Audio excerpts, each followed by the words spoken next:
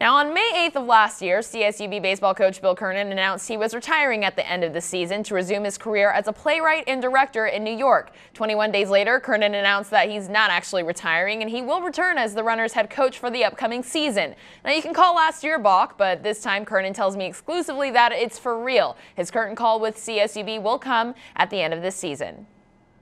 It's a love that I've always had. And sitting in the visitors' dugout hours before his team takes the field against UC Riverside, you would think the love Cal State Bakersfield baseball head coach Bill Kernen is talking about is for America's pastime. But I want to direct both film and theater because working with actors and working with baseball players is not exactly the same, but there's very many similarities. Although Kernen is in his late 60s, he's preparing to make a drastic career change from baseball to Broadway by moving to New York at the end of the season to revive his career as a playwright.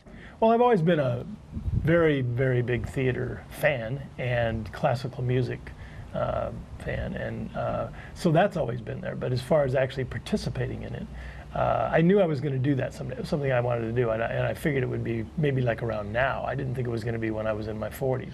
Kernen stepped away from the game and into the theater once before in 1995, when he left his head coaching position at Cal State Northridge to join the dramatic writing program at Columbia University. There he wrote and produced 2 full-length plays, among other works, and he's looking to bring those pieces back to life in the city that never sleeps. And then I have 2 films that my agency there that represents me are trying to get made that were adaptations of plays that are now screenplays. Kernen is the only head coach the CSUB baseball program has known. In his 7 years in Bakersfield, 14 of his players have been drafted. The program has joined a Division I conference in the WAC, and he has led the Runners to program-defining wins over national champions and title contenders. You think back over your coaching career, and you had these different things that happened, and championships you won, and regionals you go to, and Omaha I've been to 3 times, all this kind of stuff. You don't really remember that stuff.